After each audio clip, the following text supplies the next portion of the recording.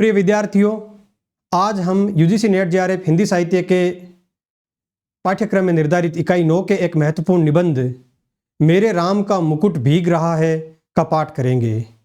यह निबंध विद्यानिवास मिश्र के द्वारा लिखा गया है। मेरे राम का मुकुट भीग रहा है निबंध एक ललित निबंध है। ललित निबंध से तात्पर्य होता है कि ऐसा निबंध जो किसी एक विचार या किसी एक घटना से प्रेरित हो तथा जो लेखक होता है वो भावनाओं में बहता हुआ उस निबंध के विभिन्न विचार प्रकट करता है तथा ये जो विचार प्रकट करने की शैली होती है वह काफ़ी साहित्यिक होती है और उसमें भाषाई जो आयाम होते हैं वो काफ़ी व्यापक होते हैं। तो ये जो निबंध है विद्यानिवास मिश्र का मेरे राम का मुकुट भीग रहा है, इसका न केवल आज हम पाठ करेंगे वरन इस निबंध की प्रत्येक पंक्ति के अंदर जो निहितार्थ छुपे हुए हैं, जो प्रतीक छुपे हुए हैं, उनका भी हम अध्ययन करेंगे ताकि परीक्षा में अगर कैसा भी प्रश्न आए तो उसको हम अटेंड करने में सक्षम रहे, समर्थ रहें।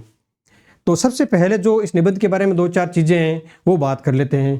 क्रम वगैरह दिया गया है, इससे पहले हम एक बात करते हैं कि इस निबंध का प्रकाशन कब हुआ था। किसकी बात करें? प्रकाशन हुआ था 1974 ईस्वी के अंदर। और यह सबसे अधिक ध्यान रखने वाला तथ्य है इस पूरे निबंध के अंदर कि मेरे राम का मुकुट भीग रहा है, इसका प्रकाशन कब हुआ। इस संदर्भ में कम से कम 4 से 5 बार प्रश्न आ चुके हैं। 1974, 1975, 76, 77 कुछ भी दे दिया। तो आपको याद रखना है इस निबंध का प्रकाशन हुआ था 1974 के अंदर, ठीक है। और विद्यानिवास मिश्र का यह निबंध है और निबंध संग्रह का नाम क्या है? निबंध संग्रह का नाम ही मेरे राम का मुकुट भीग रहा है। इस निबंध संग्रह का नाम भी क्या है? मेरे राम का मुकुट भीग रहा है। लेखक की दृष्टि में कई बार कुछ निबंध संग्रह जब एक पुस्तक में प्रकाशित किए जाते हैं तो उन्हें लगता है कि इस पूरी पुस्तक में से जो मेरा प्रतिनिधि जो सबसे अच्छा निबंध है, सर्वश्रेष्ठ निबंध है, उसको नाम दे दिया जाता है। उस निबंध का जो शीर्षक है वही उस निबंध संग्रह का नाम दे दिया जाता है। तो इस निबंध संग्रह का नाम भी क्या है? मेरे राम का मुकुट भीग रहा है।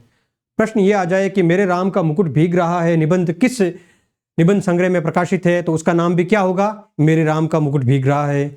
मेरे राम का मुकुट भीग रहा है निबंध का प्रकाशन कब हुआ? तो 1974 के अंदर। जो संग्रह निबंध संग्रह उसका भी 1974 के अंदर और निबंध का भी 1974 के अंदर प्रकाशन हुआ था। तो यह निबंध आपको इस तरीके से ये जो चीजें हैं वो याद रखनी है।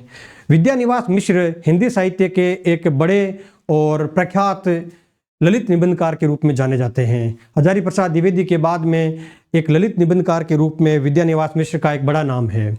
ये जो निबंध संग्रह है उसके अंदर कुल कितने निबंध है? 17 निबंध है। क्या है? 17 निबंध। तो ये तीसरी बात है जो आपको याद रखने वाली है। कौन सी? पहली बात तो होगी प्रकाशन की और दूसरी बात होगी इसका संग्रह कौन सा है, तो मेरे राम का मुकुट भीग रहा है। और तीसरी बात होगी कुल निबंध कितने हैं? 17 निबंध है। ये जो 17 निबंध है वो आपके बोर्ड पर आपको सूची इसकी दिखाई दे रही होगी।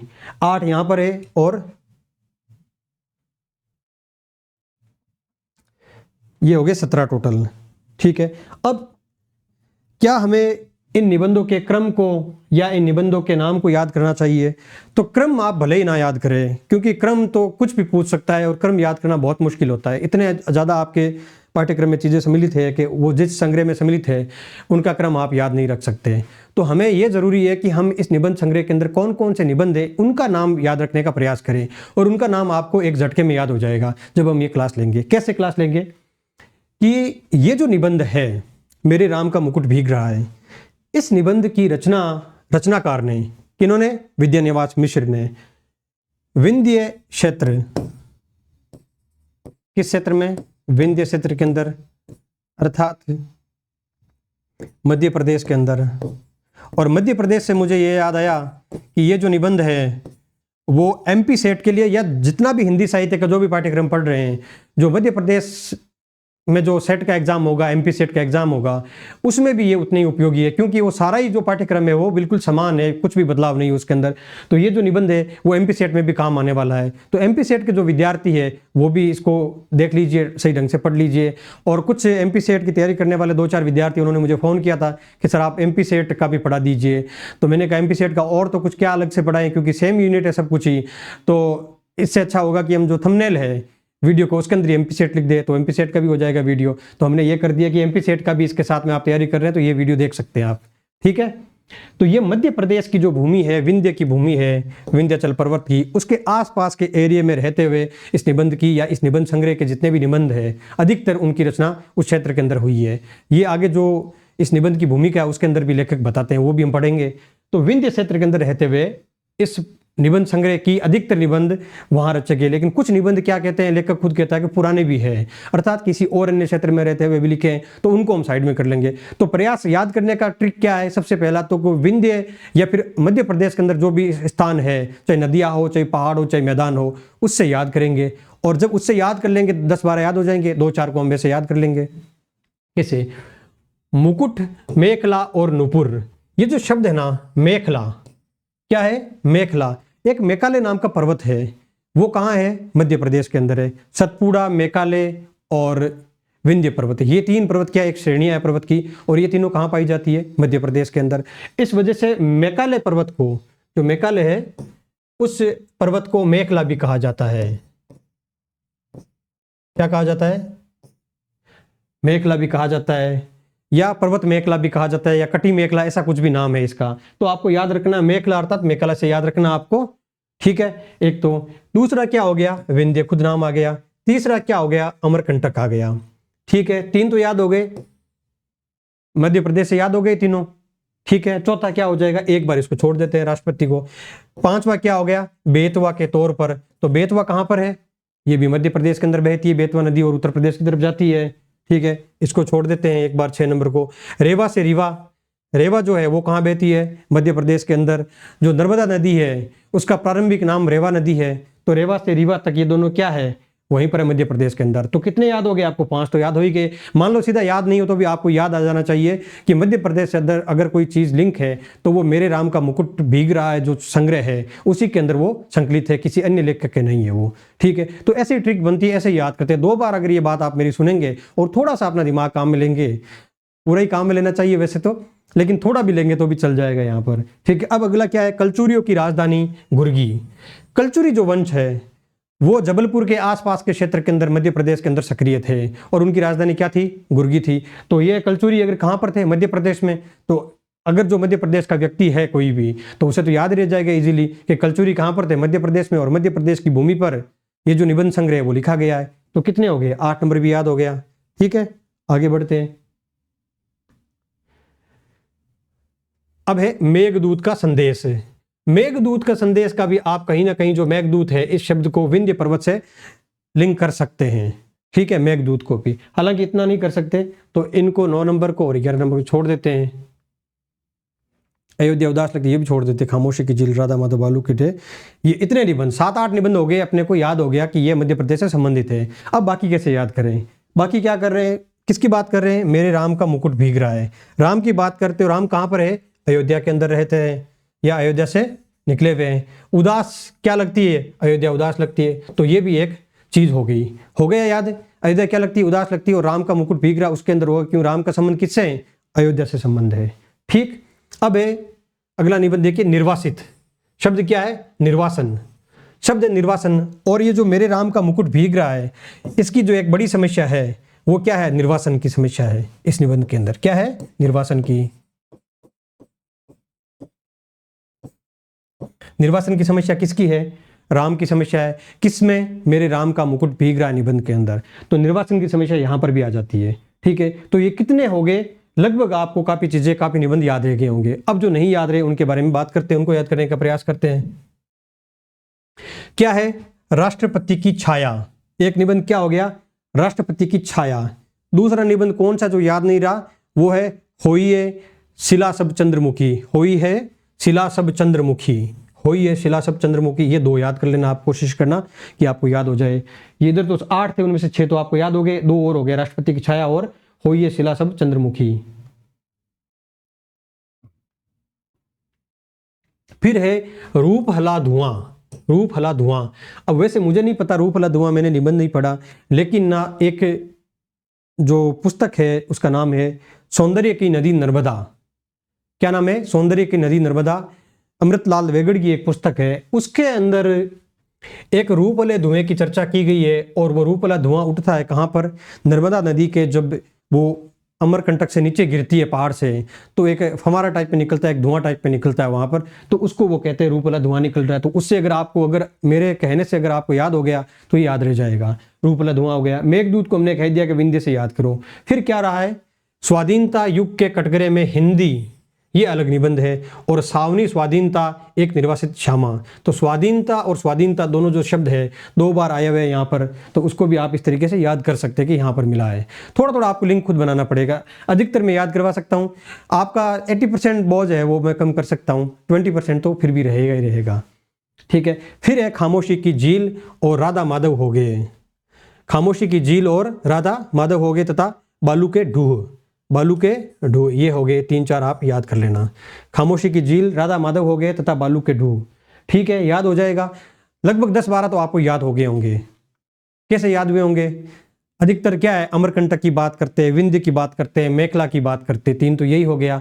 फिर रीवा की बात करते हैं, या रीवा और रेवा की बात करते हैं। फिर राम का मुकुट है, फिर निर्वासन की बात करते हैं, कुछ स्वाधीनता की बात करते हैं, 2 निबंध हो गए। ठीक है, रूप वाला धुआं, मेघदूत का संदेश, खामोशी की झील, राधा माधव हो गए तो बालू के ढूह है, अयोध्या उदास लगती है, राम से संबंधित है। हो गया होगा, अब इतना ही ध्यान देते हैं इसको। अगला टॉपिक पढ़ते हैं, क्या आया आगे, अपनी बात। अपनी बात क्या है, इस निबंध के अंदर भूमिका है। ये क्या है, भूमिका।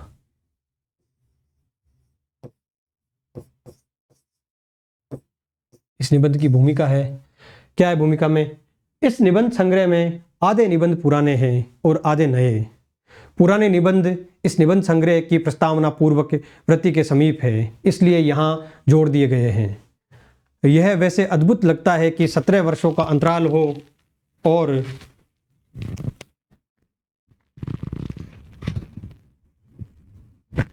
यह वैसे अद्भुत लगता है कि 17 वर्षों का अंतराल हो गया कि मैं विंध्य प्रदेश में प्रवासी की जिंदगी व्यतीत करता हुआ भी आत्मीयता पा रहा था और एकाएक उस प्रदेश से बिछुड़ना पड़ा। कितने वर्ष तक, 17 वर्ष तक विंध्य प्रदेश में रहा है लेखक, और इसी वजह से विंध्य पर्वत की जो प्राकृतिक सौंदर्य है उसको भी इस निबंध के अंदर खूब उतारा गया, और उस प्राकृतिक सौंदर्य ने भी लेखक को प्रेरित किया है कि वो इस प्रकार के ललित निबंध लिखे।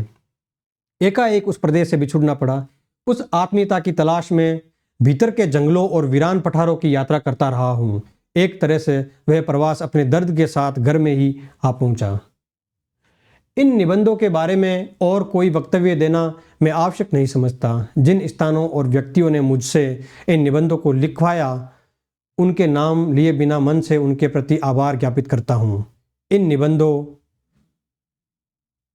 निबंधों के संग्रह की पांडुलिपि तैयार करना मेरे लिए एक समस्या थी। मेरे स्नेही बंधु श्री पदमदर त्रिपाठी ने बार बार उकसाकर बिखरे हुए सूत्र जोड़ने के लिए विवश किया।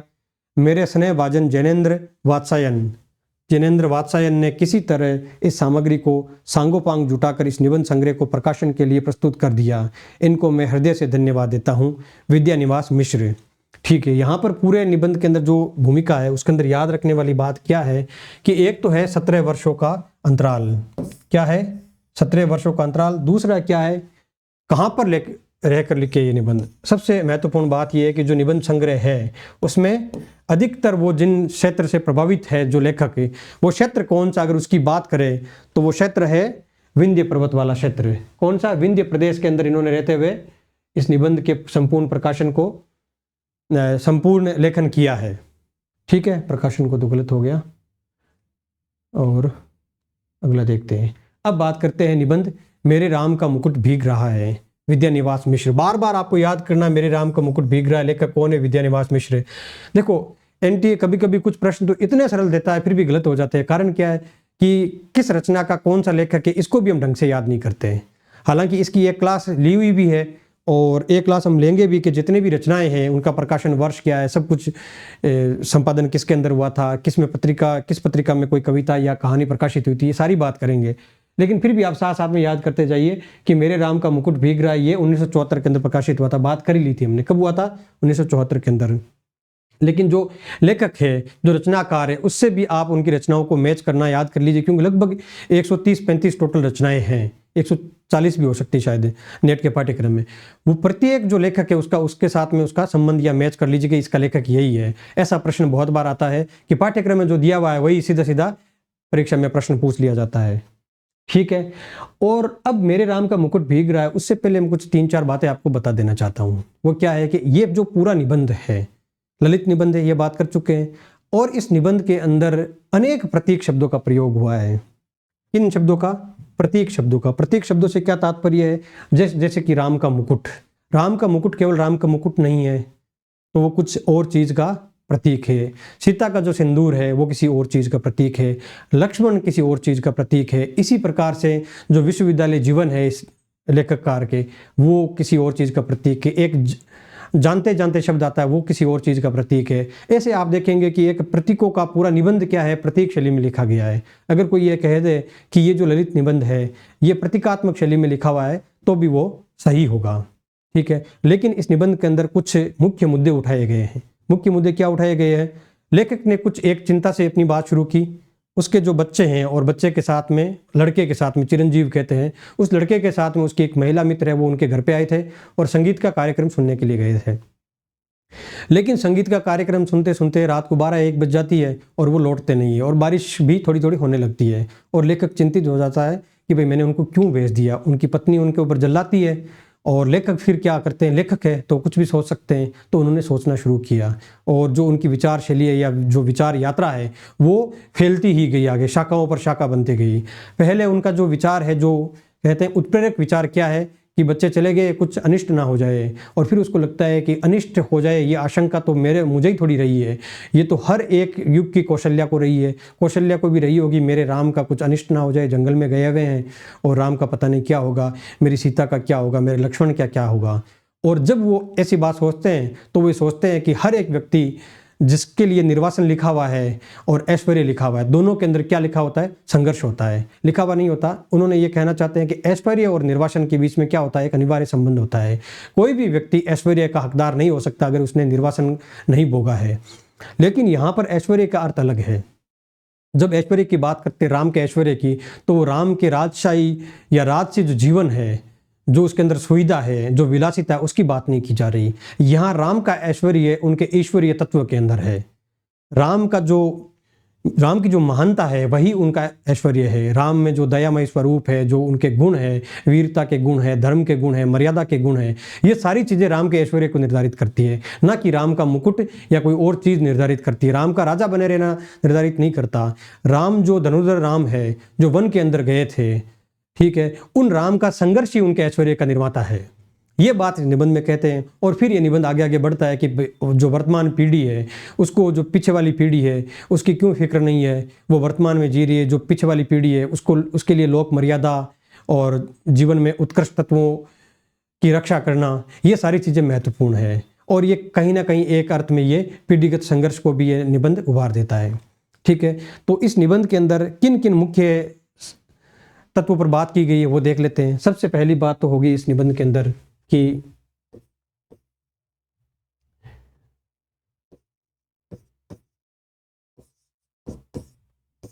उत्कर्ष और निर्वासन के बीच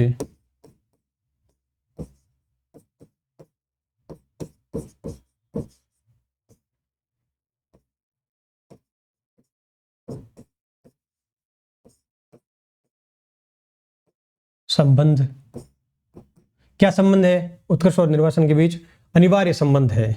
अर्थात अगर उत्कर्ष चाहिए तो निर्वासन अनिवार्य है। निर्वासन भोगे बिना उत्कर्ष नहीं मिल सकता। निर्वासन भोगे बिना क्या हो सकता है? उत्कर्ष नहीं मिल सकता। दूसरी बात क्या है इसके अंदर कि वैसे यहां पर यह नहीं लिखना चाहिए अपने को, यह दूसरा पॉइंट होना चाहिए। ठीक है, तो इसको देख लेते हैं हम।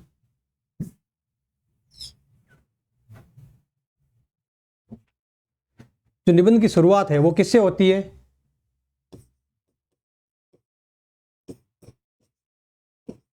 स्वयं की चिंता से। किसके प्रति? संतान के प्रति। उससे ये जो निबंध है पूरी प्रेरणा पाता है। पहली बात तो ये की गई इसके अंदर। दूसरी बात क्या करते हैं कि आधुनिक जीवन में जो द्वंद्व है, अर्थात नगरीय जीवन में रहना और नगरीय जीवन में रहने के कारण जो यांत्रिकता आ गई व्यक्ति के जीवन के अंदर, वो द्वंद्व है। क्या है? आधुनिक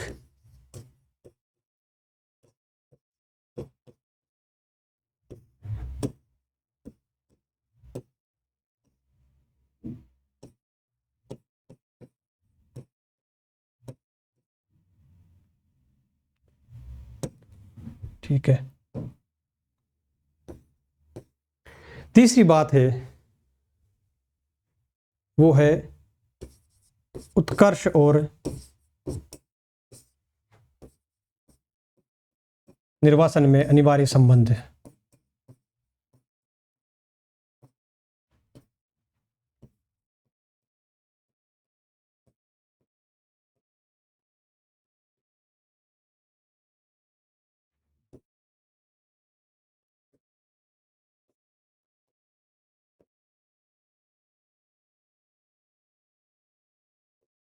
चौथा है पुरानी पीढ़ी की चिंता।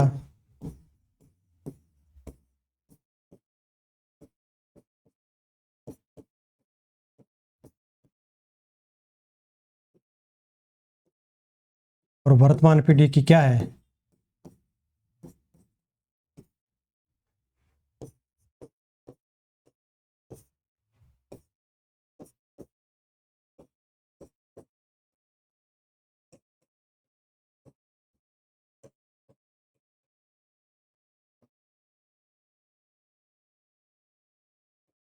अनभिज्ञता। पांचवी चीज क्या है? प्रतीक शैली में देखें तब अब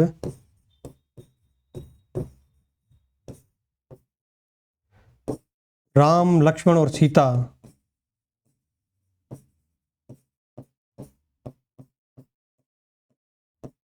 केवल क्या है? पौराणिक पात्र नहीं है।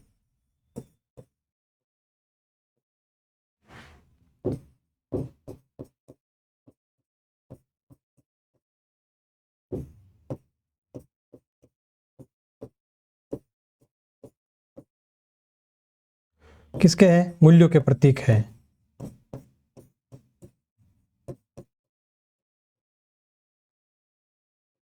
राम, लक्ष्मण और सीता जो भी है वो केवल क्या है? पौराणिक पात्र नहीं है। वो क्या है?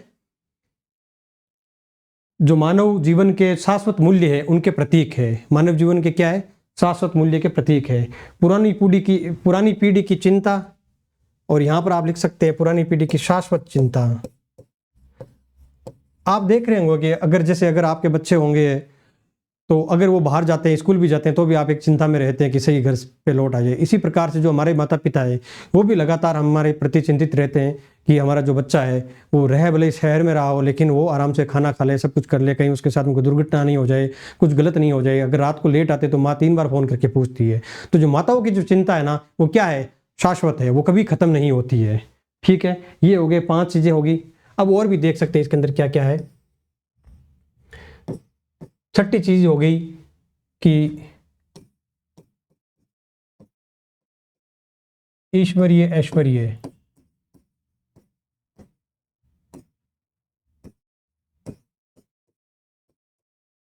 की रक्षा।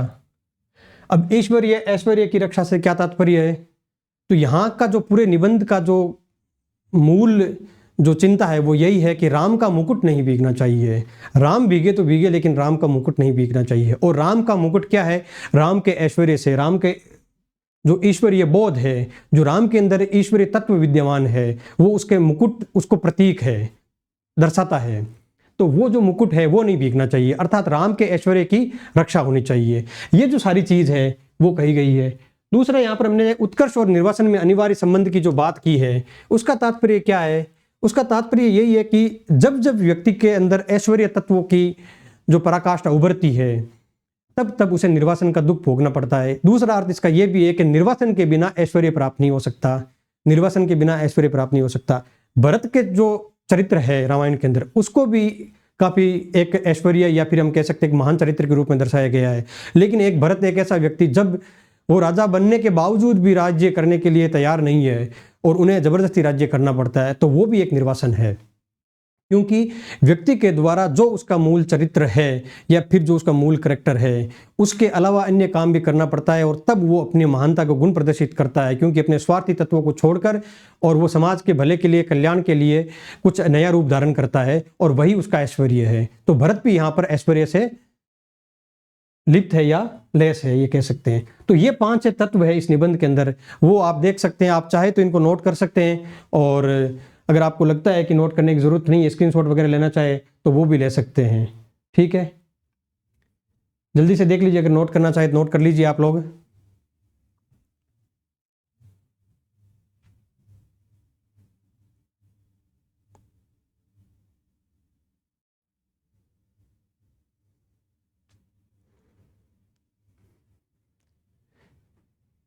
ये नोट कीजिए। तब तक एक दो चीज़ और भी देख लेते हैं। क्या है स्वयं की चिंता?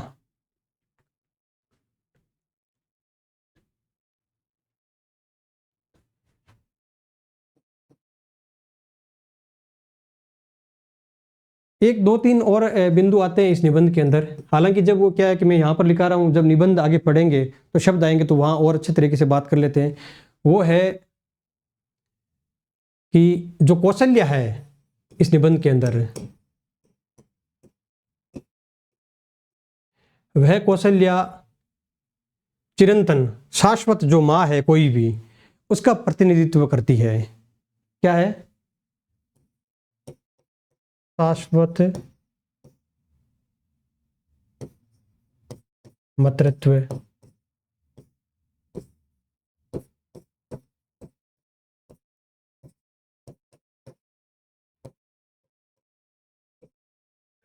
कौशल्य क्या है? शाश्वत मातृत्व का प्रतिनिधित्व करती है। बहुत सारी चीज़ें प्रतीक शब्द के रूप में या प्रतीक के रूप में कुछ बातें आई है, वो यहाँ पर छूट गई है और लिखाना भी ठीक नहीं है। उसका कारण ये है कि जब भी हम निबंध पढ़ेंगे और वहाँ पर जैसे ही वो बात आएगी तो मैं वहीं पर अर्थ लिखवा दूंगा। तो ये इतना ही नहीं है, ये सिर्फ आपको क्या बताया गया है, इस निबंध के माध्यम से क्या कहना चाह रहा है लेखक, उन मुख्य बातों को बताया गया है। ठीक है। और अगर शायद आपने कभी पढ़ा हो तो राघव करुणो रस नाम का एक गुलाब राय का निबंध है। उस निबंध के अंदर भी कहीं ना कहीं निर्वासन की या आधुनिक निर्वासन की जो पीड़ा है वो राम के माध्यम से उठाई गई है। तो राम और कृष्ण क्या है, हमारे जो हिंदी साहित्य या जो भारतीय साहित्य है उसके अंदर बहुत प्रमुख चरित्र है। इन्हीं के माध्यम से मनुष्य की जो शाश्वत पीड़ाएं हैं, शाश्वत मूल्य है, उनको उठाया गया है। ठीक है, आगे बढ़े। अब निबंध का पाठ करना शुरू कर देते हैं और जो भी बिंदु आएगा बीच में उनको पढ़ते हुए चलेंगे।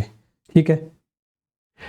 महीनों से मन बेहद उदास है। महीनों से क्या है? मन क्या है? बेहद उदास है। उदासी की कोई खास वजह नहीं है। कुछ तबीयत ढीली, कुछ आसपास के तनाव और कुछ उनसे टूटने का डर। खुले आकाश के नीचे भी खुलकर सांस लेने की जगह की कमी। जिस काम में लगकर मुक्ति पाना चाहता हूँ उस काम में हजार बाधाएं। कुल ले देकर उदासी के लिए इतनी बड़ी चीज़ नहीं बनती।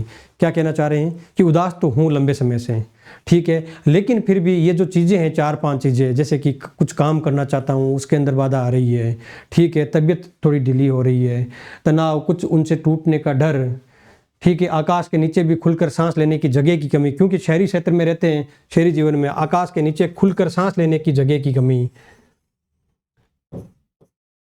शहरी क्षेत्र की बात कर रहे हैं। जिस काम में लगकर मुक्ति पाना चाहता हूं उस काम में हजार बाधाएं।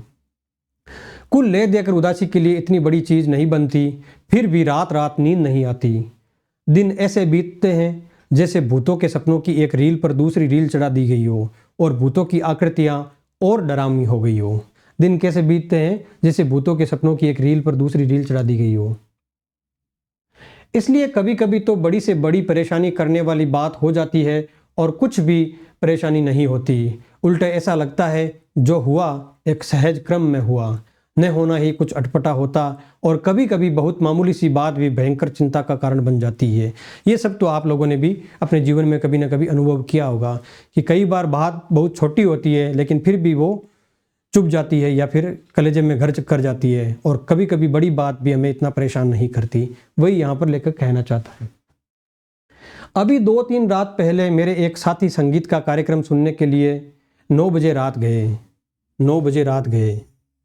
कौन गए? मेरे एक साथी। क्या? संगीत का कार्यक्रम। एक प्रश्न तो यहीं पर बन जाता है आपका कि किस कार्यक्रम में गए थे? नाटक देखने के लिए गए थे या कुछ भी, फिल्म देखने के लिए गए थे, संगीत कार्यक्रम, कुछ भी पूछ ले। साथ में जाने के लिए मेरे एक चिरंजीव ने और मेरी एक मेहमान महानगरीय वातावरण में पली कन्या ने अनुमति मांगी। मेरी एक मेहमान महानगरीय वातावरण में पली हुई कन्या ने अनुमति मांगी। शहरों की आजकल की असुरक्षित स्थिति का ध्यान करके इन दोनों को जाने तो नहीं देना चाहता था, पर लड़कों का मन भी तो रखना होता है। कह दिया 1-1.5 घंटे सुनकर चले आना। अब क्या कह रहे हैं यहाँ पर? महानगरीय वातावरण में पली हुई। दूसरी क्या कह रहे हैं? आजकल की असुरक्षित स्थिति, शहरों की असुरक्षित स्थिति। आगे जब आप बढ़ेंगे निबंध के अंदर तो शोर भरा बियाबान शहरों को कहा गया है, अर्थात शोर भरा हुआ जंगल। जंगल क्या था? राम को कहाँ जाना पड़ा? जंगल के अंदर निर्वासित हुए। उनकी अलग समस्याएं थी, जंगल का डर था, राक्षसों का डर था, जानवरों का डर था। अब आज क्या हो गया? जो शहर है वही जंगल बन गए, क्योंकि इतने अपराध होते हैं इन शहरों के अंदर कि वही जंगल बन गए हैं। तो शहरों की आजकल की असुरक्षित स्थिति। अब अगर कोई पूछ ले, एनटी पूछ ले कि इस निबंध की जो केंद्रीय संवेदना है उनमें किन किन बातों पर चर्चा नहीं की गई है या कौन सा पक्ष नहीं है, तो जो वहाँ लिखा है नहीं हमने, क्योंकि कुछ बिंदु जो छूट भी गए हैं। तो शहरों की जो असुरक्षित स्थिति है उस पर भी चिंता इस निबंध के अंदर की गई है, वो भी इसकी केंद्रीय संवेदना का एक पक्ष है। तो ये भी आप याद रख लेना, ठीक है। और उस सूची में इसको भी जोड़ लेना। ये जुड़वा दूं? मुझे लगता है ठीक रहेगा।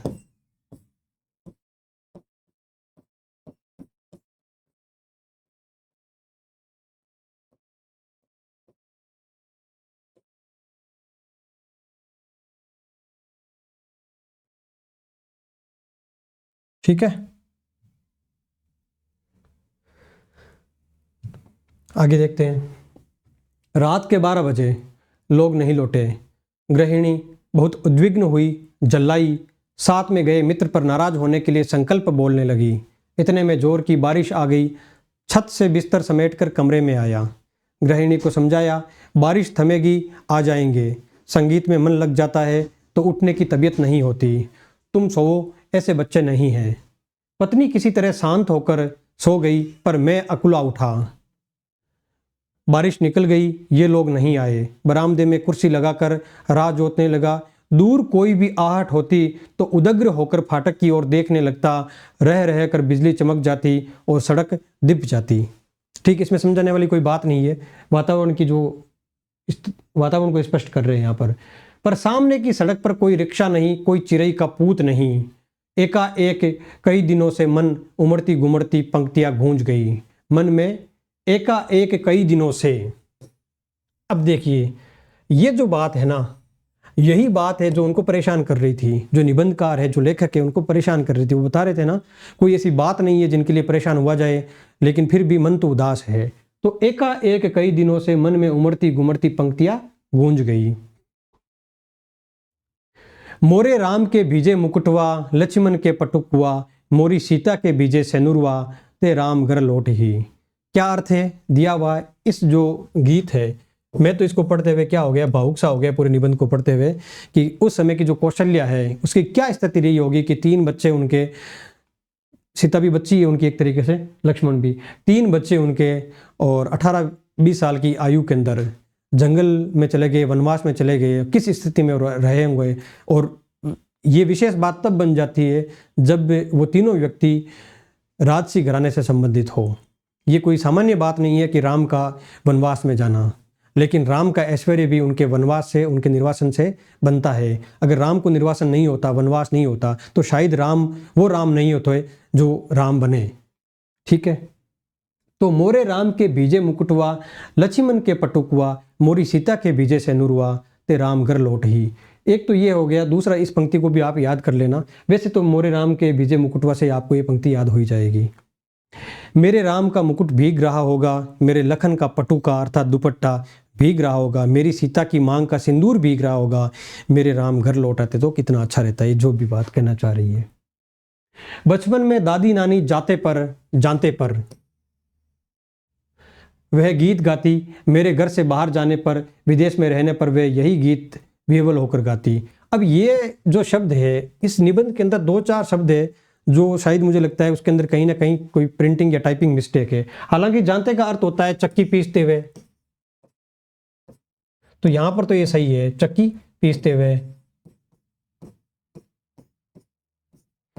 तो जानता जो शब्द है, चक्की पीसना, ये भी किसी ना किसी चीज का क्या है, श्रम को दर्शाता है।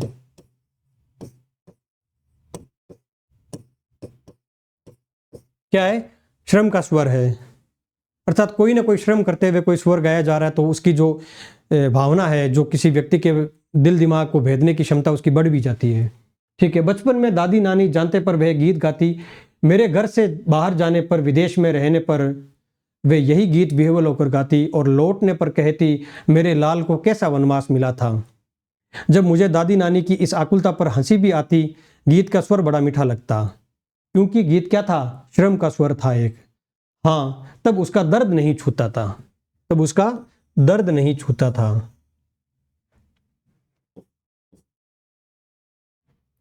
पर इस प्रतीक्षा में एकाएक उसका दर्द उस ढलती रात में उभर आया और सोचने लगा, आने वाली पीढ़ी पिछली पीढ़ी की ममता की पीड़ा नहीं समझ पाती। ठीक है, तो ये जो बात है, आने वाली पीढ़ी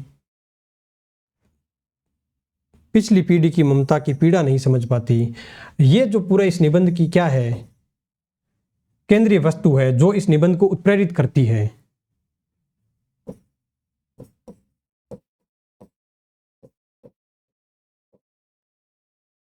देखिए, ललित निबंध जो होता है ना, उसके अंदर एक बात होती है कि कोई ना कोई एक विचार प्रमुख होता है जो क्या करता है, ट्रिगर करता है, लेखक के विचारों को धक्का मारता था कि वो जो अपना सोचने का दायरा है उसको व्यापक कर सके, और फिर वो धीरे धीरे क्या बनती है, एक बेल शाखा बनने लगती है और विचार पर विचार आगे फैलने लगते हैं।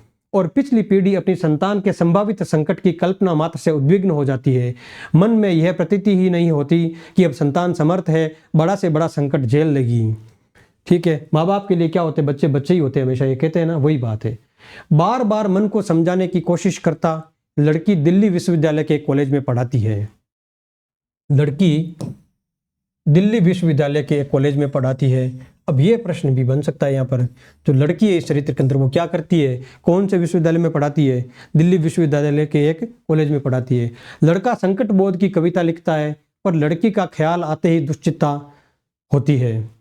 गली में जाने कैसे तत्व रहते हैं, लौटते समय कहीं कुछ होने गया हो और अपने भीतर अनायास अपराधी होने का भाव जाग जाता। मुझे रोकना चाहिए था या कोई व्यवस्था करनी चाहिए थी। पराई लड़की, और लड़की तो हर एक पराई होती है, धोबी की मुटरी की तरह घाट पर खुले आकाश में कितने दिन फहराएगी, अंत में उसे गृहिणी बनने जाना ही है। धोबी की मुटरी का क्या अर्थ हो गया? धोबी की गठरी मान लो आप, धोबी की गठरी, मुटरी को आप गठरी कह दो।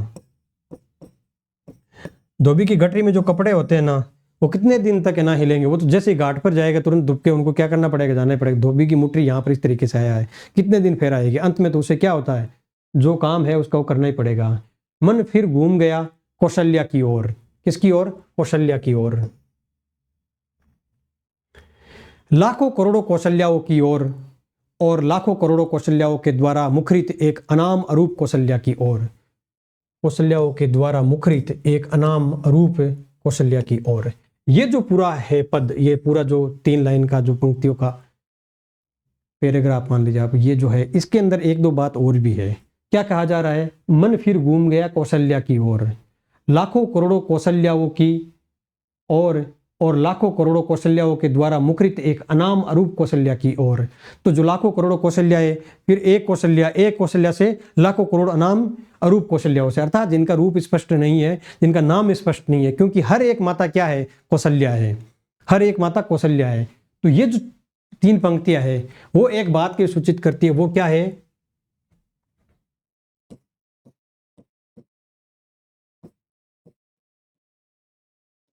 सामूहिक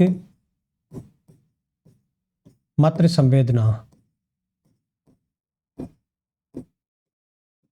क्या अर्थ हो गया इसका?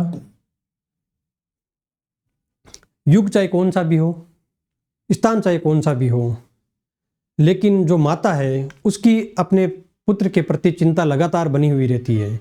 और ये जो चिंता है वो क्या है? केवल एक माता की चिंता नहीं है, वो सामूहिक मातृ संवेदना की बात की जा रही है। संपूर्ण जो ममता है उसकी एक संवेदना है, उनकी एक चिंता है, एक शाश्वत चिंता है, उसकी यहाँ पर बात की जा रही है।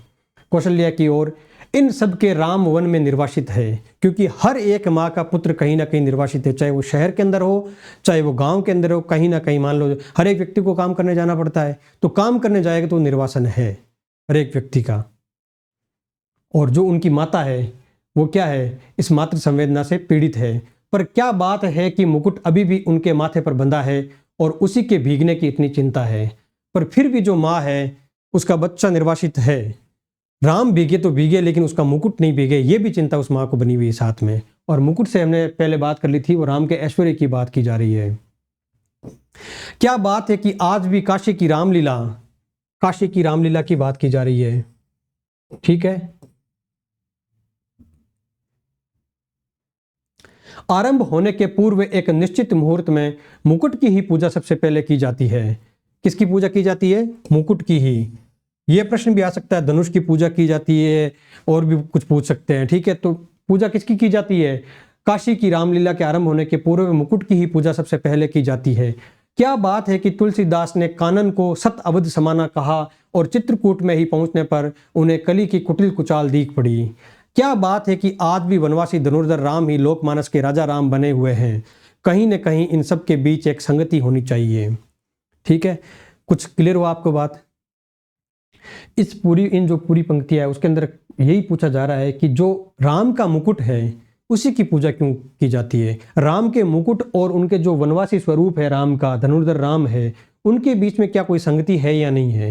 क्या कारण है कि तुलसीदास ने कानन को ही सतत अवध समाना कहा और चित्रकूट में ही पहुंचने पर उन्हें कली की कुटिल कुचाल दीख पड़ी? ये सब इनके बीच में कहीं ना कहीं संगति है, ये लेखक यहां पर कहना चाह रहा है। क्या है मुकुट का तात्पर्य, वो आगे देख लेंगे हम। अभिषेक की बात चली, मन में अभिषेक हो गया और मन में राम के साथ राम का मुकुट प्रतिष्ठित हो गया। क्या? राम के अभिषेक की बात चली।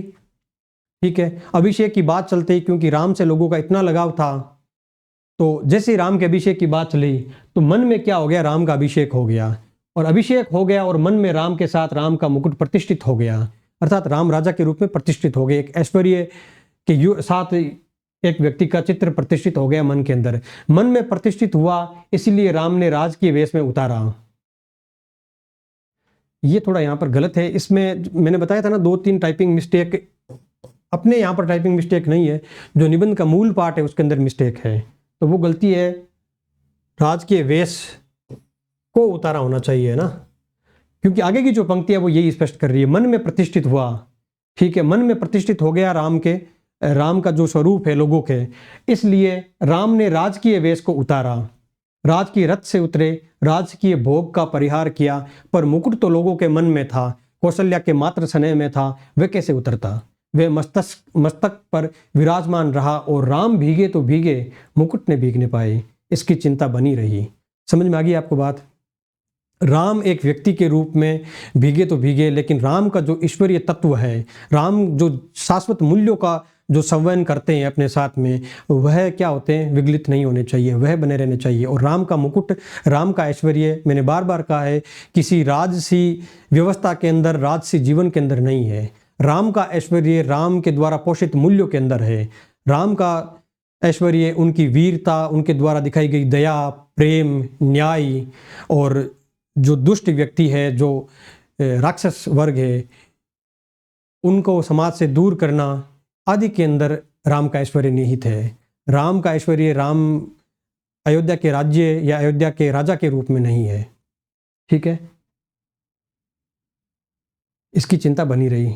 राजा राम के साथ उनके अंग रक्षक लक्ष्मण का कमरबंद दुपट्टा भी, ये भी बात देख लीजिए। ये अब यहां से प्रतीक है।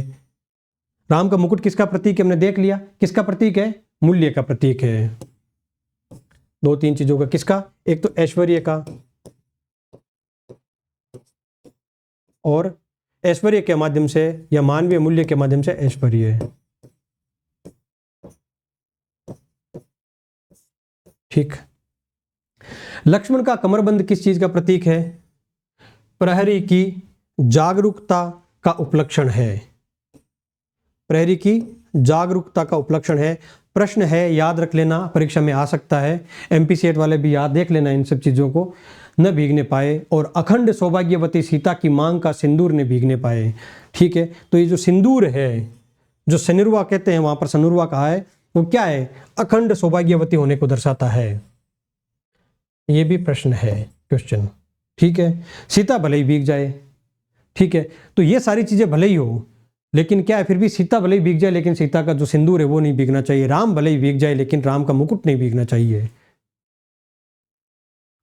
राम तो वन से लौट आए, सीता को लक्ष्मण ने फिर निर्वासित कराए, सीता को लक्ष्मण फिर निर्वासित कराए, पर लोकमानस में राम की वन यात्रा अभी नहीं रुकी। मुकुट, दुपट्टे और सिंदूर के भीगने की आशंका अभी भी साल रही है। अब देखिए क्या हुआ कि राम तो लौट आए, लेकिन सीता को तो वे फिर से लेके गए, वनवास दे दिया, और राम लौटे, लेकिन राम ने राज्य भी संभाल लिया, लेकिन लोगों के मन के अंदर जो वनवासी राम है वही रह गए। कारण क्या है कि जो वनवासी राम है वही राम के ऐश्वर्य का सच्चा सूचक है।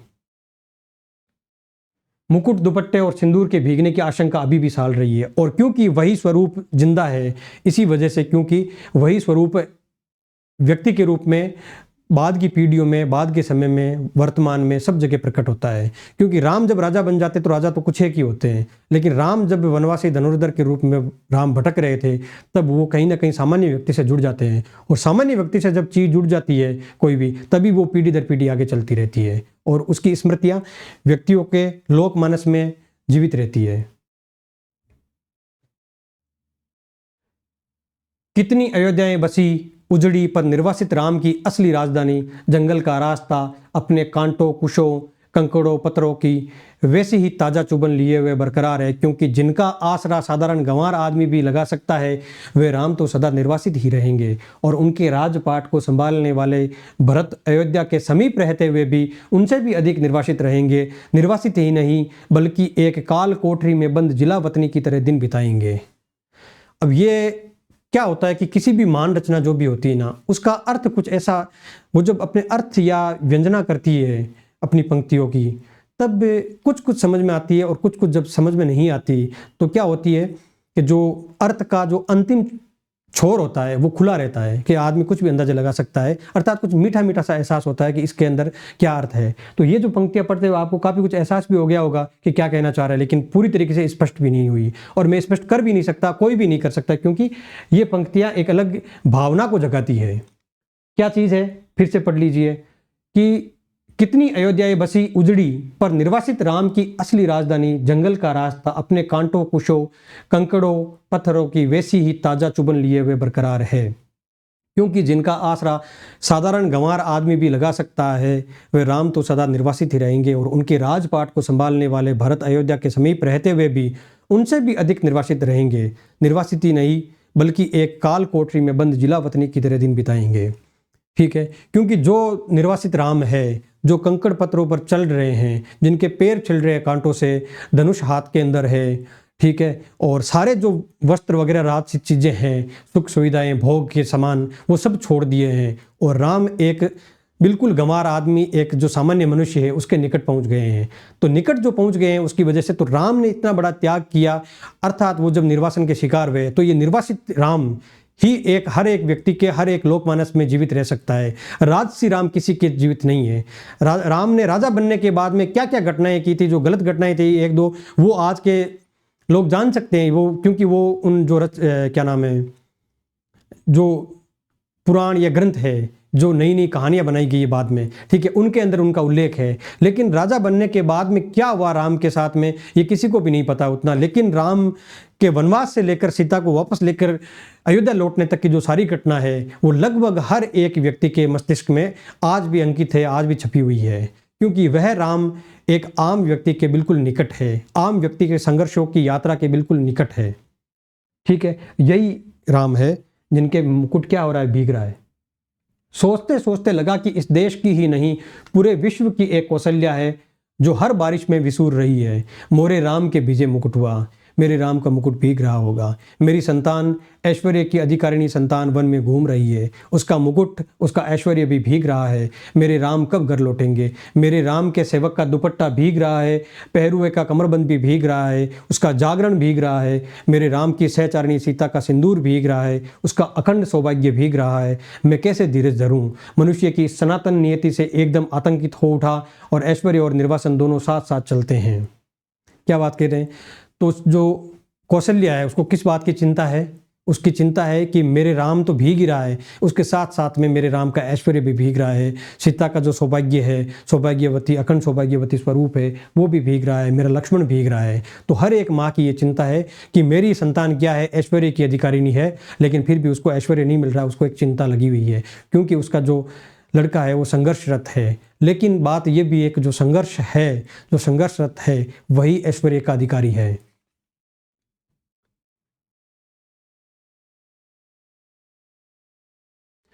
जिसे ऐश्वर्य सौंपा जाने को है उसको निर्वासन पहले से बधा है। बधा का अर्थ क्या हो गया? भाग्य में निश्चित।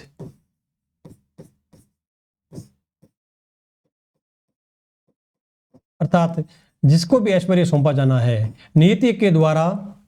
देखिए, इस निबंध को पढ़ते हुए कहीं ना कहीं आप अपने ऊपर भी ले सकते हैं कि जैसे जेआरएफ पास कर लिया, प्रोफेसर बन गए है, फर्स्ट ग्रेड लेक्चरर लग गए, तो ये भी क्या है, एक आपको कहीं ना कहीं एक जिम्मेदारी दी जा रही है, कहीं ना कहीं एक ऐश्वर्यमय जीवन की तरफ ले जाने वाली चीज़ है। तो ऐश्वर्य चाहिए तो निर्वासन अनिवार्य है। बंद कमरों में बैठ के पता नहीं कितने घंटे पढ़ना पड़ेगा, रात रात भर जागना पड़ेगा। और माताओं को जब उसका बच्चा रात को जागता है, ठीक है, आंखें खराब करता है, काले अक्षर पढ़ता है, तो उनको कष्ट होता है। हालांकि देख के खुशी होती है कहीं ना कहीं कि उनका बच्चा भी ऐश्वर्य की प्राप्ति के मार्ग पर बढ़ रहा है, ठीक है, क्योंकि हम छोटे लोग हैं तो हमारे लिए ऐश्वर्य नौकरी पेशा ही है आज के समय में। तो जिसे ऐश्वर्य सौंपा जाने को है उसको निर्वासन पहले से बधा है। जिन लोगों के बीच रहता हूं वे सभी मंगल नाना के नाती है। मंगल नाना यहाँ पर मतलब कल्याण की बात कर रहे हैं। मंगल नाना के नाती है, वे मुद मंगल में ही रहना चाहते हैं। मेरे जैसे आदमी को वो निराशावादी समझकर बिरादरी से बाहर ही रखते हैं। डर लगता रहता है कि कहीं उड़कर उन्हें भी दुख न लग जाए। पर मैं अशेष मंगलाकांक्षाओं के पीछे से झांकती हुई दुर्निवार शंकाकुल आंखों में जागता हूँ तो मंगल का सारा उत्साह फीका पड़ जाता है और बंधनवार ने दिखकर बटोरी हुई रस्सी की शक्ल में कुंडली मारे नागिन दिखती है। मंगल गठ औंधाई हुई अधफुटी गगरी दिखता है। उत्सव की रोशनी का तामझाम धुओं की गांठों का अंबार दिखता है और मंगल वाद्य डेरा उखाड़ने वाले अंतिम कार्बदार की उसांस में बजकर एक बार की बंद हो जाता है। सारी पंक्ति क्या कह रहे हैं कि मैं जहां पर रहता हूं वो सब लोग क्या करते हैं, शुभ आकांक्षी है, उनको लगता है सब कुछ शुभ होगा, जीवन के अंदर कुछ भी गलत नहीं होने वाला, ठीक है, वो इतने ज्यादा आशावादी लोग हैं। लेकिन मुझे क्या लेकर क्या कह रहा है, मुझे हर बार हर एक मंगल कामना के पीछे, मंगल घटना के पीछे कहीं ना कहीं एक दुर्निवार एक चीज है, आशंका है, वो लगातार जागती हुई दिखाई दे रही है। और जब ये मुझे चीज दिखाई देती है तो बंधनवार का मतलब समझते हैं आप, कपड़े के फूल से एक माला बनाई जाती है, राजस्थान के अंदर तो बनाई जाती है, आपके शायद उस एरिया में बनाई जाती है, मुझे नहीं पता, मतलब उत्तर प्रदेश के अंदर, मध्य प्रदेश, जहां पर भी लोग हिंदी के जो विद्यार्थी हैं मेरे, उनकी बात कर रहा हूं मैं। तो वहां पर बंधनवार नाम की एक चीज होती है राजस्थान के अंदर, और वो होती है कपड़े से फूल की एक माला बनाई जाती है। कपड़े के फूल से क्या होती है, एक माला बनाई जाती है, उसको कहते हैं बंधनवार। और वो जो दीवार होती है या फिर जो दरवाजे होते हैं उनके ऊपर उस माला को बांधा जाता है ताकि सौंदर्य में वृद्धि हो। आजकल तो ये चीज़ नहीं की जाती, लेकिन आज से 10-20 साल पहले मुझे पता है हमारे घरों में की जाती थी। तो बंधनवार क्या होता था, शुभ का लक्षण होती थी। यहीं पर वो लेखक कह रहे हैं कि बंधनवार न दिखकर बटोरी हुई रस्सी की शक्ल में कुंडली मारे नागिन दिखती है। मंगल घट औंधाई हुई अधफुटी गगरी दिखता है। अधफुटी गगरी किसका है, औंधाई हुई। जब व्यक्ति मर जाता है कोई तो उसके चारों तरफ वो फेरे लगा के फिर वो मटकी फोड़ी जाती है और वो दाह संस्कार किया जाता है, उसकी बात कर रहे हैं, उस घटना की बात कर रहे हैं। उत्सव की रोशनी का तामझाम धुओं की गांठों का अंबार दिखता है और मंगल वाद्य डेरा उखाड़ने वाले अंतिम कारबदार की उसांस में बजकर एक बार की बंद हो जाता है।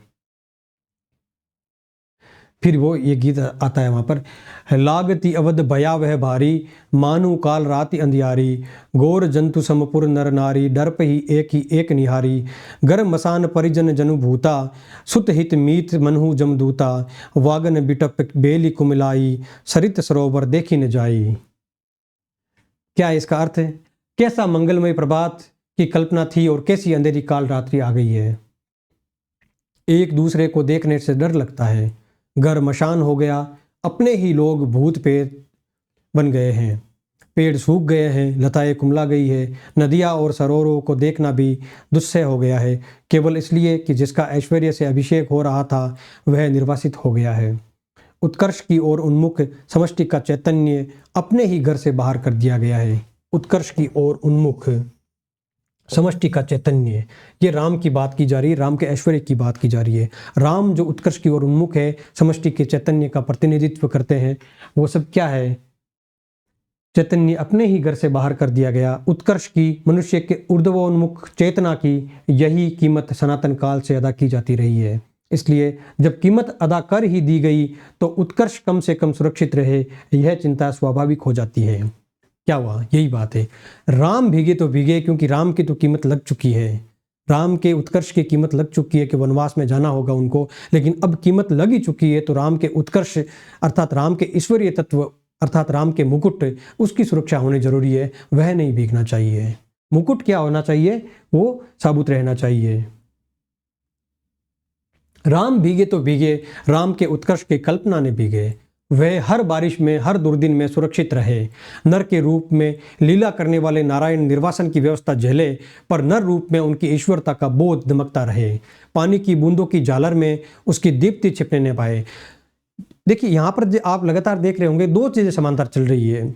एक तो बात आ रही है कि कौशल्या के तरफ से क्या बात की जा रही है। कौशल्या यह कहती है कि मेरे राम का मुकुट नहीं भीगना चाहिए, ठीक है, यह बात की जा रही है। दूसरा लेखक अपना मंतव्य विचार कर रहे हैं कि लेखक बता रहे हैं कि मैं क्या सोच रहा हूँ। दोनों चीजें साथ साथ चल रही है। तो एक में तो क्या है कि आगे की बात बताई जा रही है कि ये नहीं हो जाए, और एक में पीछे लेखक कभी कभी क्या बता रहा है कि ये इस वजह से राम का मुकुट नहीं भीगना चाहिए, क्योंकि राम का जो मुकुट है वो ऐश्वर्य का है। और यहाँ पर जब कौशल्या की तरफ से बात कहते हैं तो वो उनका मानना है कि कौशल्य राम के मुकुट की बात कहकर ये दर्शाना चाह रही है कि राम का ऐश्वर्य, अर्थात मेरे जो पुत्र के अंदर जो ऐश्वर्य प्रकट होने वाला है वो कहीं ना कहीं लुप्त ना हो जाए या उस पर कोई क्षति नहीं पहुंच जाए।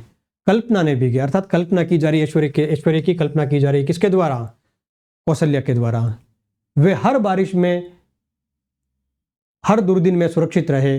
नर के रूप में लीला करने वाले नारायण निर्वासन की व्यवस्था झेले, पर नर रूप में उनकी ईश्वरता का बोध दमकता रहे।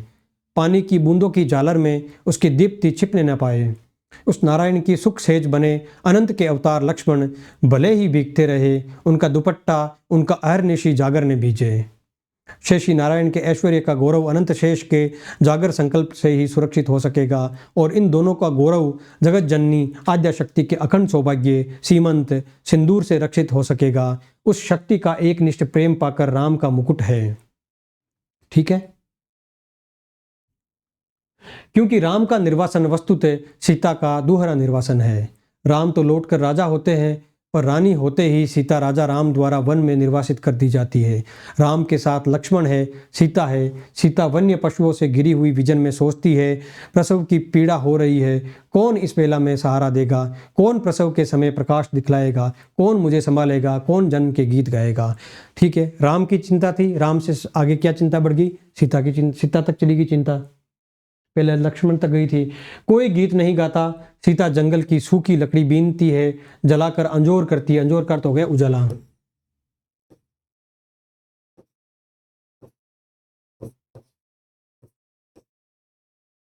और जुड़वा बच्चों का मुंह निहारती है। दूध की तरह अपमान की ज्वाला में चित्त कूद पड़ने के लिए, दूध की तरह अपमान की ज्वाला में, हाँ, दूध की तरह अपमान की ज्वाला में चित्त कूद पड़ने के लिए उपनता है, और बच्चों की प्यारी और मासूम सूरत देखते ही उस पर पानी के छींटे पड़ जाते हैं। जैसे दूध उपनता है तो फिर क्या करता है, वो आग की तरफ ही तो जाता है, क्योंकि नीचे आग जल रही होती है। तो वैसे ही चित्त कूद पड़ने के लिए उपनता है, लेकिन बच्चों की प्यारी और मासूम सूरत देखते ही उस पर पानी के छींटे पड़ जाते हैं, उफान दब जाता है। पर इस निर्वासन में भी सीता का सौभाग्य अखंडित है। वह राम के मुकुट को तब भी प्रमाणित करता है। मुकुटधारी राम को निर्वासन से भी बड़ी व्यथा देता है, और एक बार और अयोध्या जंगल बन जाती है। अब राम के पास में मुकुट है, लेकिन उसके बावजूद भी राम क्या है? निर्वासन से पीड़ित है। सने की रसदार रेत बन जाती है, सब कुछ उलट पलट जाता है। भवभूति के शब्दों में पहचान की बस एक निशानी बच रहती है। दूर ऊंचे खड़े तटस्थ पहाड़, राज मुकुट में जड़े हीरे की चमक के सैकड़ों शिखर, एकदम कठोर, तीखे और निर्मम। पुरा यत्र स्रोत है पुलिन मधुना तत्र श्रीताम, विप्रयासम यातो गण विरल भाव क्षितिरुहामु, बहो कालाद दृष्टम हरे परमिव मन्य वनमिदम, निवेश शैलानाम तदिदमिति बुद्धिम दृढ़यति। क्या अर्थ है इसका? राम का मुकुट इतना भारी हो उठता है कि राम उस बोझ से करा उठते हैं, और इस वेदना के चित्कार में सीता के माथे का सिंदूर और दमक उठता है, सीता का वर्चस्व और प्रखर हो उठता है। फिर क्या है? वही बात है कि निर्वासन झेला है, इसी वजह से ये जो सारी चीजें हैं, सीता का सिंदूर और दमक उठता है, सीता का वर्चस्व और प्रखर हो उठता है। ठीक है, ये सब चीजें किस वजह से हैं? क्योंकि सीता ने भी राम से अधिक निर्वासन झेला है। कुर्सी पर पड़े पड़े यह सब सोचते सोचते 4 बजने को आए। इतने में दरवाजे पर हल्की सी दस्तक पड़ी। चिरंजीवी निचली मंजिल से ऊपर नहीं चढ़े। सहमी हुई कृष्णा, उस लड़की का नाम क्या है? कृष्णा। मेहमान लड़की बोली, दरवाजा खोलिए। आंखों में इतनी कातरता कि कुछ कहते नहीं बना। सिर्फ इतना कहा कि तुम लोगों को इसका क्या अंदाज होगा कि हम कितने परेशान रहे हैं। भोजन दूध धरा रह गया, किसी ने भी छुआ नहीं। मुंह ढाँप कर सोने का बहाना शुरू हुआ। मैं भी स्वस्ति की सांस लेकर बिस्तर पर पड़ा। स्वस्ति मतलब मंगल की या कल्याण की या चैन की, ठीक है। सांस लेकर बिस्तर पर पड़ा, पर अर्ध चेतन अवस्था में भी मैं फिर जहां खोया हुआ था वहीं लौट गया। अपने लड़के घर लौट आए, बारिश से नहीं संगीत से भीग कर। मेरी दादी नानी के गीतों के राम लखन और सीता भी अभी भी मन भीग रहे हैं। अब उनकी चिंता है क्या होगी, दूसरे लोगों तक चली गई। मेरे लड़के तो आगे, लेकिन क्योंकि विचार शुरू हो चुका है, अब केवल विचार अपने लड़कों तक सीमित नहीं रहा, वो पूरी सृष्टि के या पूरी पृथ्वी पर जितने भी लोग बाहर काम कर रहे हैं, जो निर्वासन झेल रहे हैं, चाहे आर्थिक कारणों से, चाहे सामाजिक या राजनीतिक कारणों से, उन सब की तरफ उनका जो चिंता का स्वर है वो उनका फैलाव दिखाई देता है। तेज बारिश में पेड़ की छाया और दुखद हो जाती है। पेड़ की हर पत्ती से टप टप बूंदें पड़ने लगती है। तने पर टिके तो उसकी हर नस नस से आप्लावित होकर बारिश पीठ गलाने लगती है। जाने कब से मेरे राम भीग रहे हैं और बादल है कि मूसलधार ढरकाए चले जा रहे हैं। इतने में मन में एक चोर धीरे से फुसफुसाता है, हे राम फुसफुसाता है, हे राम तुम्हारे कब से हुए, तुम जिसकी बुनाहट पहचान में नहीं आती, जिसके व्यक्तित्व के ताने बाने तार तार होकर अलग हो गए हैं। तुम्हारे कहे जाने वाले कोई भी हो सकते हैं कि वह तुम कह रहे हो मेरे राम। और चोर की बात सच लगती है। मन कितना बंटा हुआ है, मन चाही और अनचाही दोनों तरह की हजार चीजों में। पहले राम राम की बात कर रहे हैं, फिर मन अंदर से कहता है कि तुम्हारे राम कब से हो गए, तुम कब ऐसे मूल्यवान या इस प्रकार के सोचने वाले हो गए। कोई विशेष बात नहीं, इसलिए आगे निकाल रहा हूं सीधा ही। दूसरे कुछ पतियाए भी, पर अपने ही भीतर प्रतीति नहीं होती कि मैं किसी का हूं या कोई मेरा है। पर दूसरी ओर यह भी सोचता हूं कि क्या बार बार विचित्र से अनमनेपन में अकारण चिंता किसी के लिए होती है, वह चिंता क्या पराये के लिए होती है, वह क्या कुछ भी अपना नहीं है। फिर इस अनमनेपन में ही क्या राम अपनाने के लिए हाथ नहीं बढ़ाते आए, क्या न कुछ होना और न कुछ बनाना ही अपनाने की उनकी बड़ी हुई शर्त नहीं है। ठीक है, वापस पढ़ लेते इन पंक्तियों को। दूसरे कुछ पतियाए भी, पर अपने ही भीतर प्रतीति नहीं होती कि मैं किसी का हूं या कोई मेरा है। ठीक है, दूसरे कहे तो कहे, लेकिन मुझे खुद कोई प्रतीति नहीं हो रही तो क्या बात है। पर दूसरी ओर यह भी सोचता हूं कि क्या बार बार विचित्र से अनमनेपन से अकारण चिंता किसी के लिए होती है, वह चिंता क्या पराये के लिए होती है, वह क्या कुछ भी नहीं, कुछ भी अपना नहीं है। मतलब जो मुझे चिंता लगातार आपने देखा था निबंध के अंदर, शुरू के अंदर के एक लगातार एक उदासी बनी हुई है। तो पहला तो ये विचार आया कि उदासी अपने पुत्रों के लिए बनी हुई होगी, लेकिन क्योंकि पुत्र घर पे आ चुके हैं, लेकिन फिर भी उदासी है और राम का जिक्र चल पड़ा है तो राम का मुकुट भीग रहा है, ये चिंता बनी हुई रहती है। फिर अचानक से विचार आता है, क्योंकि ललित निबंध में इसी प्रकार से विचार आते रहते हैं कि मैं राम का कब हुआ या राम मेरे कब हुए, मैंने ऐसी चिंता कब की। और दूसरे भी यही मानते हैं, लेकिन फिर क्या लगता है, मैं क्या मानता हूँ, लेखक ये बात कर रहा है कि दूसरे तो कह रहे थे कोई बात नहीं, मुझे क्या लगता है। तो अपने भीतर प्रतीति जो होती है वो केवल अपने लिए ही थोड़ी होती है, कभी कभी दूसरों के लिए भी होती है। भले ही उसका स्वरूप क्या हो, अस्पष्ट हो, स्पष्ट नहीं हो, लेकिन फिर वो चिंता तो होती है। तार टूट जाता है, मेरे राम का मुकुट भीग रहा है, ये भीतर से कहाँ पाऊं। अपनी उदासी से ऐसा चिपकाव, अपने संकरे से दर्द से ऐसा रिश्ता, राम को अपना कहने के लिए केवल उनके लिए भरा हुआ हृदय कहाँ पाऊं। मैं शब्दों के घने जंगलों में हिरा गया हूं। राम को अपना कहने से तात्पर्य यही है कि क्योंकि राम को जब अपना मानेंगे, राम के लिए अपना हृदय द्रवित होगा, तभी कहीं ना कहीं अपने पुत्र को छोड़कर विश्व के जितने भी पुत्र हैं और जो माता कौशल्या का हृदय होता है उसका स्वरूप मैं अपने भीतर पा सकूंगा। उन कौशल्या के जो असंख्य पुत्र हैं उनकी भी चिंता मुझे हो सकेगी। अगर मैं अपने भीतर राम को नहीं जगा पाऊंगा तो कहीं से भी मैं, जो पूरी सृष्टि है उसमें जो भी निर्वासित व्यक्ति है उनके प्रति भी वो भाव नहीं लेकर आ पाऊंगा। ये बात यहां पर की जा रही है। जानता हूं इन्हीं जंगलों के आसपास किसी टेकड़ी पर राम की पर्णकुटी है, पर इन उलझाने वाले शब्दों के अलावा मेरे पास कोई राह नहीं। शायद सामने उपस्थित अपने ही मनोराज्य के युवराज, अपने बचे खुचे स्नेह के पात्र, अपने भविष्य के संकट की चिंता में राम के निर्वासन का जो ध्यान आ जाता है, उनसे भी अधिक एक बिजली से जगमगाते शहर में एक पढ़ी लिखी चंद दिनों की मेहमान लड़की के एक रात कुछ देर से लौटने पर अकारण चिंता हो जाती है। उसमें सीता का ख्याल आ जाता है। वह राम के मुकुट या सीता के सिंदूर के भीगने की आशंका से जोड़े न जोड़े आज की दरिद्र अर्थहीन उदासी को कुछ ऐसा अर्थ नहीं दे देता जिससे जिंदगी ऊब से कुछ उबर सके। ठीक है, मतलब अब सीता की जो चिंता है वो जो लड़की उनके साथ में थी उससे जोड़ने का प्रयास कर रहे हैं। जो अपना उनका पुत्र चिरंजीव, उससे भी राम की जो वनवास है, निर्वासन है, उसको जोड़ने का प्रयास किया जा रहा है। और ये दिखाया जा रहा है कि इन लोगों के कारण से कहाँ कहाँ पर मेरे अंदर भी विचार ट्रिगर किए जा रहे हैं। क्योंकि जो सीता थी वो वन के अंदर थी, लेकिन ये जो लड़की है वो भी क्या हो गया, यहाँ पर शायद बियाबान आया था क्या, एक बिजली से जगमगाते शहर में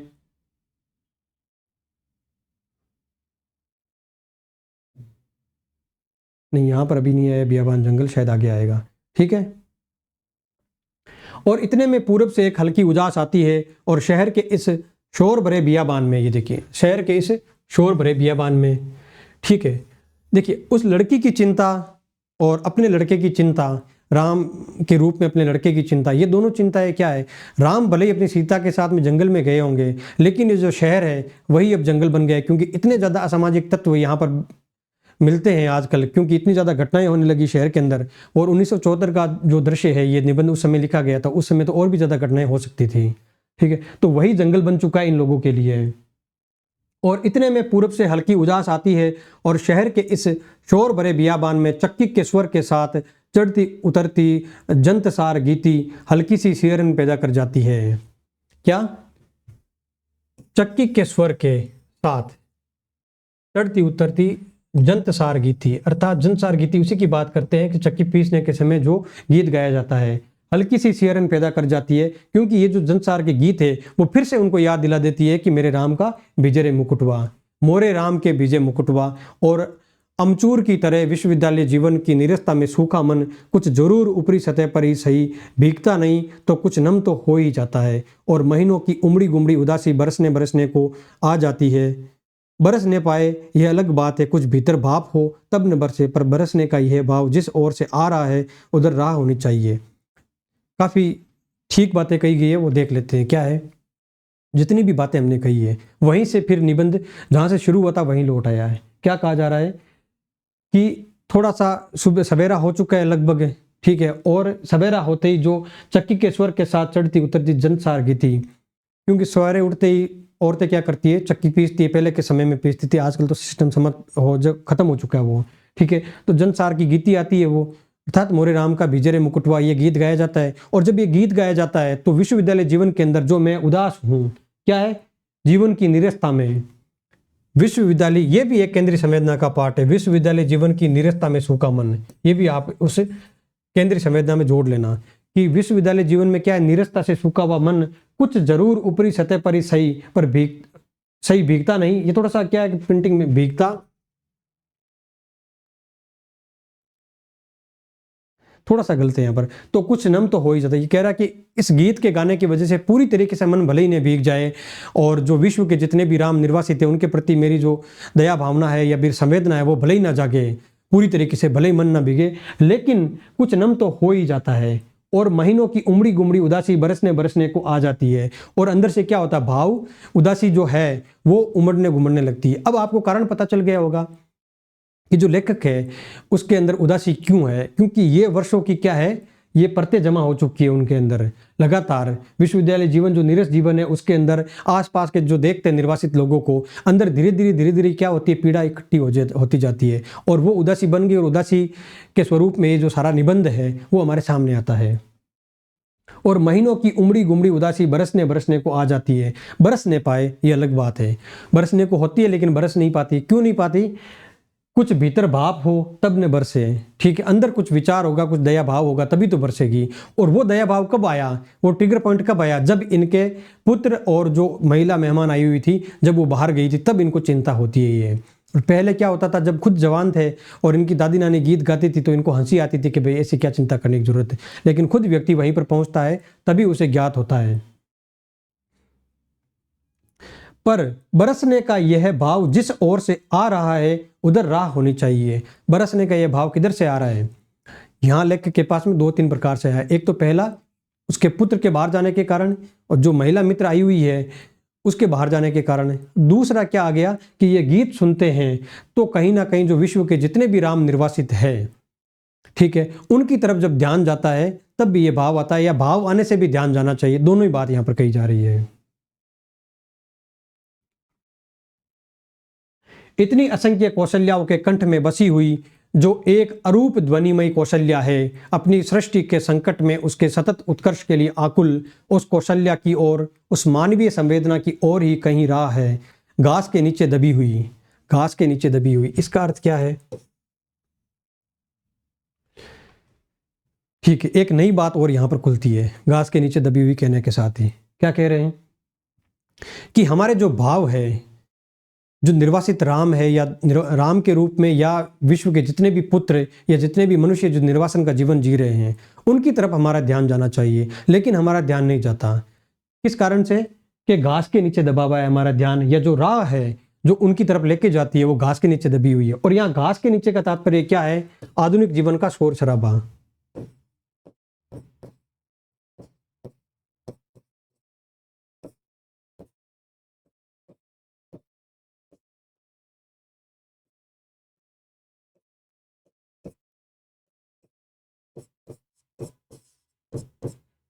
ठीक है, तो घास क्या हो गया? आधुनिक जीवन का शोर शराबा, और जो संवेदना है वो इस आधुनिक जीवन के शोर शराबे के नीचे दबी हुई है। ठीक है, वापस पढ़ लेते हैं। इतनी असंख्य कौशल्याओं के कंठ में बसी हुई जो एक अरूप ध्वनिमयी कौशल्या है, अपनी सृष्टि के संकट में उसके सतत उत्कर्ष के लिए आकुल, उस कौशल्या की ओर, उस मानवीय संवेदना की ओर ही कहीं रहा है। ठीक है, उस कौशल्या की ओर, और साथ में क्या कह दिया है? मानवीय संवेदना की ओर। इसी की बात हम कर रहे थे कि भले ही हम इतने ज़्यादा संवेदनशील ना हो कि हर एक जो राम निर्वासित राम है उसके लिए कुछ प्रयास कर सके, लेकिन कम से कम ये जो भाव जहाँ से आ रहा है उस ओर तो हमारा ध्यान जाना चाहिए। जो मानवीय संवेदना जिस ओर से उभर रही है, अर्थात जिस कौशल्या की ओर से अरूप असंख्य ध्वनिमय कौशल्या जितनी भी है, क्योंकि हर एक माता क्या है? कौशल्या है, तो उसकी संवेदना की तरफ तो हमें ध्यान जाना ही चाहिए। ठीक है, राम के प्रति जो इसकी संवेदना, लेकिन क्या है? राह किधर है? मानवीय संवेदनाओं की ओर ही कहीं राह है, घास के नीचे दबी हुई। ठीक है, घास के नीचे अर्थात आधुनिक जीवन का जितना भी शोर शराबा है, जितना भी यंत्रीकरण है उसके नीचे। पर उस घास की महिमा अपरंपार है, उसे तो आज वन्य पशुओं की राजकीय संरक्षित क्षेत्र बनाया जा रहा है। नीचे ढकी हुई राह तो सैलानियों के घूमने के लिए, वन्य पशुओं के प्रदर्शन के लिए, फोटो खिंचवाने वालों की चमकती छवि, यात्राओं के लिए बहुत ही रमणीक स्थली बनाई जा रही है। क्या कह रहे हैं? पर उस घास की महिमा अपरंपार है, महिमा अपरंपार है, उसे तो आज वन्य पशुओं का राजकीय संरक्षित क्षेत्र बनाया जा रहा है। नीचे ढकी हुई राह तो सैलानियों के घूमने के लिए, वन्य पशुओं के प्रदर्शन के लिए, फोटो खिंचवाने की चमकती छवि, यात्राओं के लिए बहुत ही रमणीक स्थली बनाई जा रही है। ठीक है, यहां पर भी व्यंग्य है। उस राह पर तुलसी और उसके मानस के नाम पर बड़े बड़े तमाशे होंगे। ठीक है, आगे खुल रही है बात। फुलझड़ियां दगेगी और सैर सपाटे होंगे, पर वह राह ढकी ही रह जाएगी। केवल चक्की का स्वर, श्रम का स्वर ढलती रात में, भीगती रात में अनसोए वात्सल्य का स्वर राह तलाशता रहेगा। किस ओर राम मुड़े होंगे बारिश से बचने के लिए, किस ओर बता दो सखी। ठीक, समझ में आ गई बात? यही आ गई। उस राह पर तुलसी और उनके मानस के नाम पर, ठीक है, उनके मानस के नाम पर जितने भी प्रपंच हो रहे हैं, ठीक है, वो पर बड़े बड़े तमाशे होंगे, फुलझड़ियां दगेगी, सैर सपाटे होंगे, पर वह राह ढकी रह जाएगी। क्यों ढकी रह जाएगी? ये जो आधुनिक जीवन के तमाशे हैं, जितने भी आधुनिक जीवन का शोर शराबा है, उसके कारण वो जो घास जमी हुई उसके कारण ढकी ही रह जाएगी। केवल चक्की का स्वर, देखिए यहाँ पर दो चीजें हो गई, दो प्रकार की संवेदनाएं हो गई। एक जीवन हो गया आधुनिक शोर शराबे से भरा हुआ जीवन, दिखावे से भरा हुआ जीवन, जिसमें तुलसी और उनके मानस के नाम पर बड़े बड़े तमाशे हो रहे हैं। ठीक है, वो क्या है? घास है। लेकिन राह जो है वो इस घास के नीचे दबी हुई है, और घास के नीचे दबी हुई चीज क्या है? केवल चक्की का स्वर, जांत सार का स्वर जो औरतें गा रही है, श्रम का स्वर, ठीक है, ढलती रात में, ठीक है, भीगती रात में अनसोए वात्सल्य का स्वर, अनसोए वात्सल्य का स्वर, भीगती रात में स्वर राह तलाशता रहेगा। किस ओर राम मुड़े होंगे बारिश से बचने के लिए, किस ओर बता दो सखी। ठीक है, यह निबंध यहाँ पूरा हो गया है। कुल मिला के इस सारे निबंध के अंदर जो 4, 5, 8, 10 बातें हमने की थी वो सारी इसमें कवर हो गई है। हर जगह कहीं ना कहीं प्रतीक शैली के अंदर शब्दों का प्रयोग किया गया है, जैसे कि घास से ढकी राह, ये आधुनिक जीवन या आधुनिक शोर शराबे से ढकी हुई राह, अर्थात दिख बहुत कुछ रहा है लेकिन राह उधर नहीं है। दिख तुलसी और उनके मानस के ऊपर किए गए प्रपंच रामलीलाएं है, लेकिन वास्तविक क्या है? चक्की का स्वर, श्रम का स्वर, ढलती रात में, भीगती रात में। यहीं पर हमें क्या होता है? राम के ऐश्वर्य, राम के निर्वासन को देखने की राह मिलती है।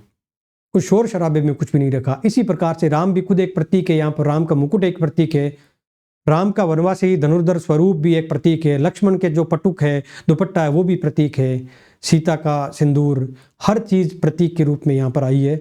और ये निबंध आधुनिक जीवन के अंदर, आधुनिक मनुष्य के जीवन के अंदर जो निर्वासन है उसकी पीड़ा को राम के निर्वासन की पीड़ा के साथ में जोड़ता है, और उस निर्वासन से ही ऐश्वर्य निकल कर आता है। और उसकी सुरक्षा के लिए ऐश्वर्य, जो कि मानव मूल्यों का भी प्रतीक है, मानवीय संवेदना का प्रतीक है, और इन सब चीज़ों को आपस में जोड़ने का प्रयास इस निबंध के अंदर किया गया है। उम्मीद करता हूं कि आपको अच्छे से ये निबंध समझ में आ गया होगा।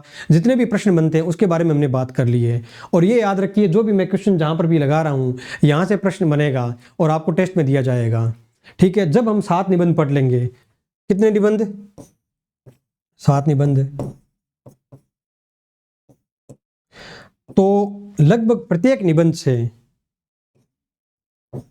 12 से 15 क्वेश्चन,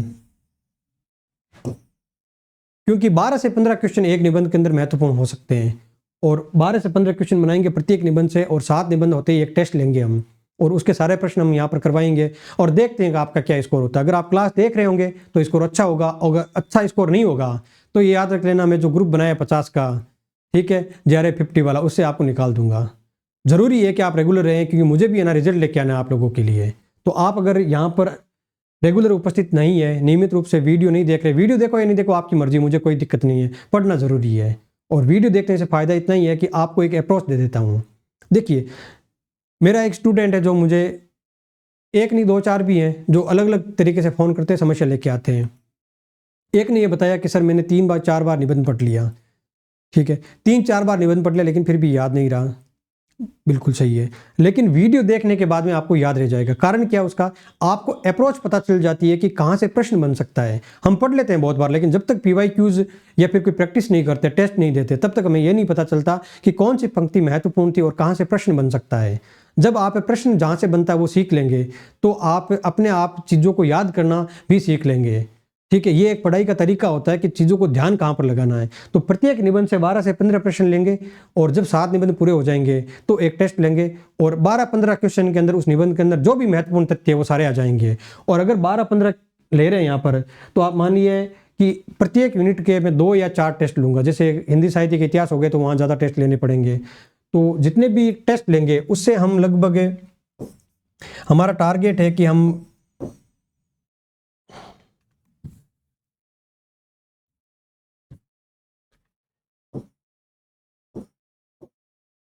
2200 से 2500 प्रश्न, 2200 से 2500 प्रश्न ऐसे कर लें जिनके भविष्य में आने की संभावना है। इनमें PYQ एक भी नहीं होगा, आप ये याद रखना। एक सिंगल PYQ इस पूरे, हालांकि जैसे प्रश्न बनाए और कुछ PYQ रूप में अगर पहले पूछ लिए गए तो बात अलग, लेकिन PYQ को देख के नहीं बनाऊंगा। ठीक है, 2200 से 2500 प्रश्न इस पूरी टेस्ट सीरीज के अंदर आपके आ जाएंगे। और 2200 से 2500 टेस्ट या प्रश्न करने का तात्पर्य ये हो गया, अगर आपने ये प्रश्न भी याद कर लिए ना, तो आपके हिंदी के अंदर 80 से ज़्यादा सवाल सही हो जाएंगे। और टारगेट यही है कि हिंदी के अंदर भी 80 सवाल सही करने हैं। और हिंदी पढ़ना और भी ज़्यादा ज़रूरी इसलिए है क्योंकि ये जो बाद की जो परीक्षाएँ होगी, जिसमें स्कूल लेक्चरर या कॉलेज लेक्चरर आदि की वैकेंसी आती है, तो उसमें भी हिंदी पढ़ना जरूरी होता है। हिंदी आपको आनी जरूरी है, तभी उसमें सिलेक्शन होता है। तो 2200 से 2500 प्रश्न का जो ये पूरा टेस्ट सीरीज या कार्यक्रम चलेगा, जिसमें हर संडे हम एक टेस्ट लेंगे और उसका एक वीडियो बनाएंगे, 3-4 घंटे बढ़िया से उसको एक्सप्लेन करेंगे। उससे आपकी जितनी भी हिंदी की यूनिट्स हैं वो धीरे धीरे कवर होती जाएगी, और अंतिम समय में आपको कुछ भी मूल टेक्स्ट पढ़ने की ज़रूरत नहीं बचेगी। केवल और केवल ये जो टेस्ट सीरीज़ है वही बार बार देखने की ज़रूरत है। ठीक है, तो आज की क्लास यहीं पर समाप्त करते हैं। प्लूटो हिंदी में बने रहने के लिए आपका धन्यवाद। शुभ रात्रि।